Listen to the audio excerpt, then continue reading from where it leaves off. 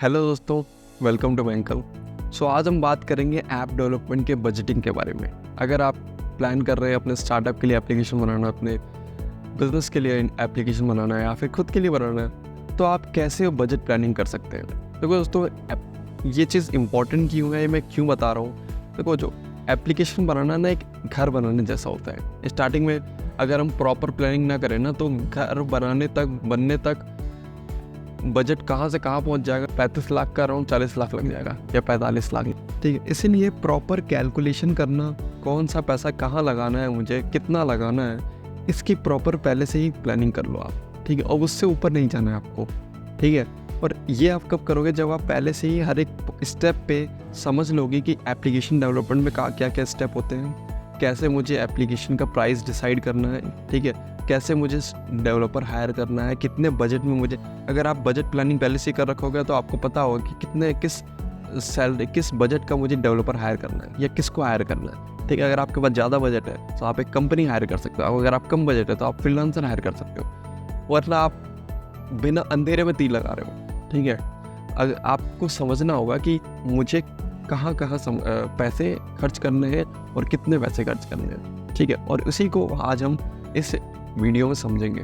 ठीक है, सबसे पहला पॉइंट मैं आपको बता दूं, एक चीज़ हमेशा जब आप एप्लीकेशन बनाओ ना, तो एक चीज़ आपको हमेशा क्लियर करके चलना है कि आपको अपना रिक्वायरमेंट बिल्कुल क्लियर होना चाहिए। ये नहीं, काफ़ी सारे लोग जो है ना, जब एप्लीकेशन बनाते हैं तो जब 50% एप्लीकेशन बन जाता है तब वो उसको रिक्वायरमेंट चेंज करते हैं, जिसकी वजह से ऑफकोर्स उनका बजट जो है बढ़ जाता है। क्योंकि देखो, अगर आप 50% एप्लीकेशन बनने के बाद अपने रिक्वायरमेंट चेंज कर दो, तो अब डेवलपर्स को फिर से अपना उतना ज़्यादा एफर्ट लगाना पड़ेगा, और जितना अभी तक किया वो सारा वेस्ट हो जाएगा। ठीक है, तो हमेशा जो है अपने रिक्वायरमेंट को लेकर बिल्कुल क्लियर रहो। मैं तो कहता हूँ हमेशा ऐसे नहीं कि एक ही बारी में आप 10 फीचर एप्लीकेशन डाल रहे हो।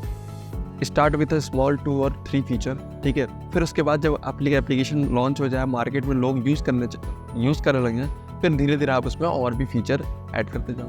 तो इससे क्या फ़ायदा होगा, स्टार्टिंग एक तो आपका एप्लीकेशन जो है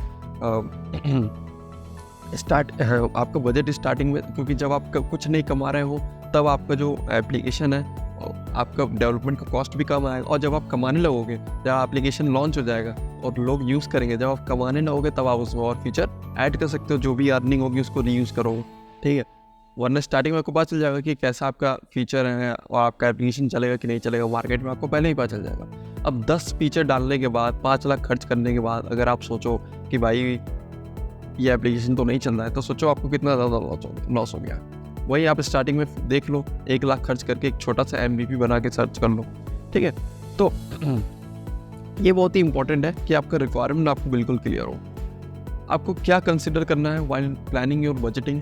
सबसे पहला तो है ऐप का डिज़ाइन, एप्लीकेशन का डिज़ाइन कैसा हो, नंबर ऑफ़ फीचर्स, कितने नंबर्स फीचर होंगे, कितना टाइम लगेगा। देखो, आपको एग्जैक्टली आप नहीं डिसाइड कर सकते कि एप्लीकेशन को बनाने में कितना टाइम लगेगा, लेकिन आप एक एस्टिमेट लेके चल सकते हो कि भाई इस एप्लीकेशन को अराउंड बनाने में, या फिर आप जब 3-4 डेवलपर से जब आप डेवलपमेंट कंपनी को हायर कर रहे होगे और आप जब उनकी फ़िल्टरिंग कर रहे होगे, तब आप उनसे पूछ सकते हो कि ये मेरा रिक्वायरमेंट है, तो इसमें बताओ कितना टाइम लगेगा। ठीक है, तो वो आपको बता देंगे कि इसमें अराउंड 2 से 3 महीने लगेगा या 4 महीने लगेगा, तो आपको एक एस्टिमेट आइडिया हो जाएगा। ठीक है, तो टाइम लाइन जो है ना, ये टाइम एप्लीकेशन को बनाने का, ये भी बहुत मायने रखता है वाइल डेवलपिंग द एप्लीकेशन। ये भी आपके बजट में इफेक्ट करेगा। अगर जितना ज़्यादा टाइम लगेगा उतना ज़्यादा आपका प्राइस पॉइंट बढ़ेगा। ठीक है, ऐप का मेंटेनेंस कॉस्ट, एप्लीकेशन कई लोग सोचते हैं एप्लीकेशन अब बना दिया, अब इसके बारे में बोल जाओ, अब इसको मार्केट में लॉन्च करके अब मैं अर्निंग करूँगा। नहीं, एप्लीकेशन को बनाने के बाद भी उसका कॉस्ट आता है, उसका मेंटेनेंस कॉस्ट। क्योंकि देखो, एप्लीकेशन में कुछ ना कुछ बग्स वगैरह आते रहते हैं, उसके सर्वर पे डिप्लॉय करना है, यूज़र बढ़ेंगे तो सर्वर को हैंडल करना है, ये सारी चीज़ों के लिए ना आपको डेवलपर की ज़रूरत होती है। तो एटलीस्ट आपको एक मेंटेनेंस कॉस्ट जो है वो चाहिए होता है। ठीक है, इनिशियल एक अच्छे एप्लीकेशन, एक अच्छी कंपनी अराउंड 5000 पर मंथ एक मेंटेनेंस चार्ज जो है चार्ज करती है। ठीक है, मेंटेनेंस प्राइस जो है चार्ज करती है अपने क्लाइंट से 5000 से। उसके बाद जो वो बढ़ता आता है, जितना आपका एप्लीकेशन का साइज़ होगा, जितना बड़ा आपका एप्लीकेशन का साइज़ होगा उतना ज़्यादा आपका कॉस्ट आएगा। ठीक है, तो ये भी आपको कंसिडर करके चलना है कि ये भी अपने बजट में आप इंक्लूड करके चलो कि भाई 6 महीने 7 महीने मैं जब तक मेरी एप्लीकेशन से अर्निंग नहीं होगी तब मुझे इतना प्राइस लेके चलना है कि ये कॉस्ट जो है मुझे देनी है, मेंटेनेंस कॉस्ट। ठीक है, कॉम्प्लेक्सिटी, आपके एप्लीकेशन की क्या कॉम्प्लेक्सिटी है, डिज़ाइन कॉम्प्लेक्सिटी, फीचर कॉम्प्लेक्सिटी, ठीक है। किस प्लेटफॉर्म के लिए आप लॉन्च कर रहे हो, आप iOS के लिए लॉन्च कर रहे हो, एंड्रॉयड के लिए, कि जो है आप हाइब्रिड एप्लीकेशन बना रहे हो, ठीक है। लाइक अगर आप iOS के लिए एप्लीकेशन बना रहे हो तो आपका बजट थोड़ा कम लगेगा, आप एंड्रॉयड के लिए अगर ऐप बना रहे हो तो आपका बजट ज़्यादा लगेगा, ठीक है। और अगर आप दो हाइब्रिड में जा रहे हो, एंड्रॉयड iOS दोनों, तो इन दोनों से आपका प्राइस कम लगेगा। तो आप डिसाइड करो कि आपको किस प्लेटफॉर्म के लिए एप्लीकेशन बनाना है और कौन सी टेक्नोलॉजी यूज़ होगी। आपकी मार्केटिंग, देखो एप्लीकेशन आपने बना तो लिया, मार्केटिंग भी तो करोगे यूज़र लाने के लिए, तो इसको भी अपने बजट में ऐड करो। थर्ड पार्टी सर्विसेज, कई लोग जैसे कि ड्रीम 11 एप्लीकेशन है, ठीक है, इसके लिए क्रिकेट की एपीआई चाहिए होती है, जिसका कॉस्ट अराउंड 70,000 पर ईयर आता है प्राइस, ठीक है। तो इसको भी आपको लेके चलना है कि ये थर्ड पार्टी सर्विस मुझे इंटीग्रेट करना है, तो इसका भी एक कॉस्ट आएगा। तो वो आप पहले से ही पता करके चलो कि ये इतना मुझे पर ईयर, ये इनका जो most of the third party services होते हैं ना, उनके जो प्राइस होते हैं वो पर मंथ या ईयरली होते हैं। तो आपको लेके चल रहा है कि 1 साल का मुझे जो है ये प्राइस होगा। अगर जब आप बजट प्लानिंग कर रहे हो ना, तो एप्लीकेशन बनाने से लेकर लॉन्च करने तक 4 स्टेजेस होते हैं, और उन चारों स्टेज में आपको बजट डिसाइड करके चलना है। जैसे गवर्नमेंट होती है ना, वो बजट जब बजट सेशन चलता है तब वो हर किस सेक्टर में कितने पैसे लगाने हैं, ये सब जो है पहले से स्टेज में मुझे, मतलब इस सेक्टर में मुझे इतना पैसा लगाना है, ठीक है, ट्रांसपोर्ट में इतना और हाईवेज बनाने में इतना है। वैसे ही आपको भी जब एप्लीकेशन बना रहे हो तब उसमें कौन सी स्टेज में क्या क्या कितना पैसा लगाना है, ये आपको पहले से डिसाइड करके चलना होगा, ठीक है। और ओवरऑल जब उन सबको ऐड करोगे तो आप एक फाइनल बजट आपके पास आएगा कि इतना पैसा मेरा लगने वाला है पूरा, ठीक है, ताकि बाद में आपको कोई दिक्कत ना आए, ठीक है। अगर आप श्योर एकदम बिल्कुल क्लियर हो कि मुझे एक स्टार्टअप लॉन्च करना है, अपने एक एप्लीकेशन बनाना है, तो आप इस चीज़ को बिल्कुल रेडी करके चलो, ठीक है।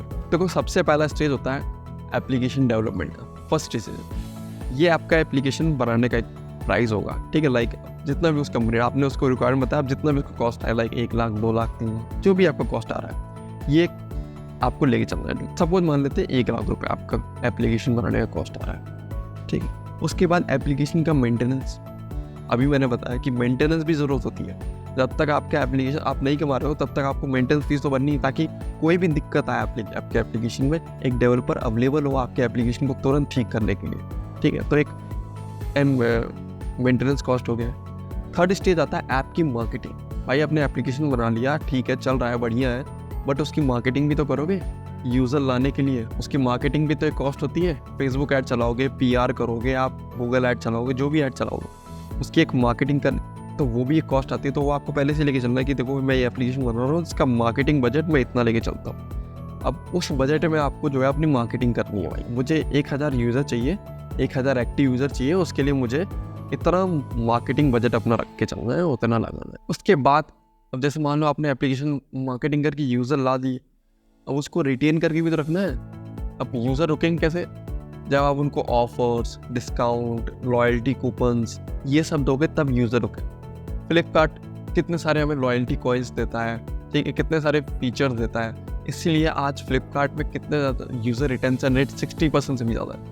एक बार जो फ्लिपकार्ट से ऑर्डर करता है वो हमेशा फ्लिपकार्ट से ऑर्डर करता है, क्योंकि उसको एक लॉयल्टी कूपन, तो उसमें जो पैसा लग रहा है वो फ्लिपकार्ट दे रहा है, ठीक है। तो स्टार्टिंग में भी जब अभी वो खुद अर्न कर लेगा, लेकिन जब आप एप्लीकेशन बना रहे हो तो आप जो है यूज़र को रिटेन करोगे, तो ये भी आपको अपनी जेब से देना पड़ेगा। यूज़र को रिटेन करके रखना भी ज़रूरी है, ताकि एप्लीकेशन को आपको लोग यूज़ करते रहें, ठीक है, और यूज़र आते रहें। बाकी मार्केटिंग से तो आ ही रहे हैं, बाकी यूज़र को भी आपने रिटेन करके रखा हुआ, ठीक है। तो इस तरीके से आप अच्छे से स्केल कर पाओगे। तो ये जो है बेसिक 4 स्टेजेस होते हैं अपने एप्लीकेशन को बनाने तक से लेकर सर्व करने तक कस्टमर के पास, और उसको रिटेन रखने तक, ठीक है। तो इन सब में आपको अपना बजट जो है डिसाइड करके रखना होगा, और ये हमेशा करके रखना है। जब तक आपका एप्लीकेशन रहेगा तब तक इसमें आपको इन चारों स्टेज में कुछ ना कुछ जो है बजट डालते रहना होगा, ठीक है। ये तो मान लो फर्स्ट एक बार ही लगेगा, ठीक है। उसके बाद मेंटेनेंस का जो भी कॉस्ट लगता रहेगा, ठीक है, वो आपको हमेशा जो है देते रहना होगा, ठीक है। तो ये तीनों जो है लाइफ टाइम रहेगा। अगर आप यहाँ तक रुके हो तो इसका मतलब आप बहुत सीरियस हो अपने एप्लीकेशन को बनाने के लिए। आप सच में चाहते हो कि आपका एक स्टार्टअप हो, आप एक मोबाइल ऐप बनाना चाहते हो और वो मार्केट में लॉन्च करना चाहते हो, बिल्कुल सीरियस। तो इस यहाँ तक रहने के लिए, यहाँ तक रुकने के लिए आपको मैं एक बोनस पॉइंट देना चाहता हूँ, ठीक है। और बोनस पॉइंट ये है कि मैं आपको एक ऐसा सिंपल सा फ्रेमवर्क देना चाहता हूँ जिससे आप जो है, सिंपल फ्रेमवर्क नहीं, चेकलिस्ट कह लो, ठीक है, या stages step by step guide कर लो कि आप कैसे जो है अपनी एप्लीकेशन को डेवलप कर सकते हो, ठीक है। तो सबसे पहले जो है आपको, सबसे पहला पॉइंट है आपको रिसर्च करना है, do a proper research about your competitor, about your product, ठीक है। अपने प्रोडक्ट के बारे में जो भी आपका आइडिया, उस पर प्रॉपर रिसर्च करो। कॉम्पिटिटर एनालिसिस करना बहुत ज़रूरी है कि आपका जो फीचर है वो कहीं और किसी कॉम्पिटिटर के पास तो नहीं है, या फिर वो सस्ते में तो नहीं वो फीचर दे रहा है, लाइक कुछ भी हो सकता है, ठीक है। मैं एक एग्जांपल लेके चलता हूँ। उसके बाद आपको प्रॉपर जो है एप्लीकेशन डेवलपमेंट कंपनी ढूंढनी है, ठीक है। अगर आपका अच्छा बजट है तो आप एक कंपनी हायर करो, ठीक है, क्योंकि वो उनका जो थोड़ा सा वर्क करने का तरीका होता है, प्रोफेशनलिज्म थोड़ा सा होता है उनमें, ठीक है। सॉफ्टवेयर टूल्स आपको एक्सेस रहेगा, जिससे आप जो है अपना कोई भी दिक्कत को डायरेक्टली जो है एक ट्रैकिंग तरीके से, मतलब एक प्रोफेशनल तरीके से आप जो है अपने एप्लीकेशन को डेवलप करा सकते हो। बट नहीं, अगर आपका कम बजट है तो आप फ्रीलांसर हायर कर सकते हो। उसके बाद जो है अपना जो आपको उनका जो है डेवलपमेंट रेट समझ लेना है कि आवरली मंथली फीस कितना है, ठीक है। और अब ये नहीं कि जिसका कम बजट है उसको हायर कर लो, नहीं। अगर आपका बजट में सामने वाला जो डेवलपर है, डेवलपमेंट कंपनी वो आ रही है, वो जो उनके जो एक्सपर्टीज, उनकी एक्सपीरियंस आपके निश में है, वो अच्छा, उनका काम करने का तरीका, उनके क्लाइंट के टेस्टिमोनियल अगर अच्छे हैं तब उनको हायर करो। ये नहीं कि अगर वो सस्ता है, बाकियों से सस्ता है, और लेकिन उसके क्लाइंट रिव्यू नहीं है, उसका कोई प्रोडक्ट नहीं है, ना प्रोजेक्ट उसने पास में कुछ किया, एकदम नया है, तो वो आपको ज़्यादा महंगा पड़ेगा। आपको दिखने के लिए वो सस्ता है इनिशियली, लेकिन बाद में आपको ज़्यादा महंगा पड़ेगा। उसके बाद हमेशा एक MVP बनाओ, ठीक है। ज़रूरी नहीं है कि 10 फीचर एक साथ एप्लीकेशन में डाल के लॉन्च करो, हमेशा स्टार्ट करो एक छोटे से MVP से। वो इम्पोर्टेंट फीचर जो कहीं नहीं है, जो कोई नहीं दे रहा, वो एक ऐसा फीचर, ठीक है। देखो इंस्टाग्राम में क्या था, इंस्टाग्राम एक सोशल मीडिया प्लेटफॉर्म ही था, बट वो एक फीचर, वो फोटो शेयरिंग का फीचर उसमें था, जो उसने बनाया, मार्केट में लॉन्च किया, लोगों को पसंद आया, फिर उसने बाकी के फीचर उसमें ऐड करके एक सोशल मीडिया प्लेटफॉर्म बनाया, ठीक है। तो टेस्टिंग के लिए हमेशा वो एक फीचर डालो जो कहीं नहीं है, जो आपने सोचा है और आपका आइडिया है, वो आपका प्रोसेस है, ठीक है, वो आपका एक पेटेंट है, समझ जाओ, ठीक है। तो वो अपने एप्लीकेशन में डलवाओ और उसको जो है मार्केट में लॉन्च करके टेस्ट करो कि भाई सही चल रहा है कि नहीं। उसके बाद monitor the process and involve in the process, ठीक है। हमेशा जो डेवलपर आपके साथ काम कर रहे हैं उनके काम को एनालिसिस करो, ठीक है। प्रोसेस में इन्वॉल्व रहो, उनके वीकली उनसे मीटिंग करो, ठीक है। हर 2 हफ्ते में डेमो मीटिंग करो, ठीक है, जो कि हम करवाते ही हैं। हम जब भी कोई एप्लीकेशन बनाते हैं अपने कस्टमर के लिए, तो हम एक डेमो मीटिंग ज़रूर लेते हैं हर 2 हफ्ते में, जहाँ पे हम अपने कस्टमर को जो है अब तक जितना भी काम हुआ है उसका एक डेमो देते हैं कि भाई इतना काम हो गया, इतनी स्क्रीन्स बन गई हैं, और उसका जो भी स्टेटस होता है वर्क स्टेटस हम देते हैं आपस में कॉल पे बात करके, ठीक है। तो ये ज़रूरी है, ये क्योंकि इसमें आपका इन्वॉल्वमेंट होना ज़रूरी है। आधा एप्लीकेशन बन गया, फिर आप जो है उनसे ऐप मांग रहे हो, वो आपको ऐप भेज रहे हैं, फिर आपने कहा कि अरे ये तो मुझे चाहिए नहीं था, आपने गलत रिक्वायरमेंट, तो उसमें जो है दिक्कत आती है। फिर बाद में चेंजेस करने पे या तो उनका नुकसान होगा या तो आपका नुकसान होगा, आपका टाइम जाएगा, ठीक है। मान लो फ्री में कर भी दे, बट आपका तो टाइम गया ना। तो मेक श्योर करो कि हर हफ्ते उनसे रिपोर्ट मांगो, हर 2 हफ्ते पे डेमो मीटिंग लो, ठीक है। और जो है अपना रिक्वायरमेंट जो है अपना देखो कि आपका एप्लीकेशन सही चल रहा है कि नहीं, और जितना आपके रिक्वायरमेंट के हिसाब से काम हो रहा है कि नहीं, ठीक है। तो प्रोसेस में इन्वॉल्व रहना ज़रूरी है, ठीक है।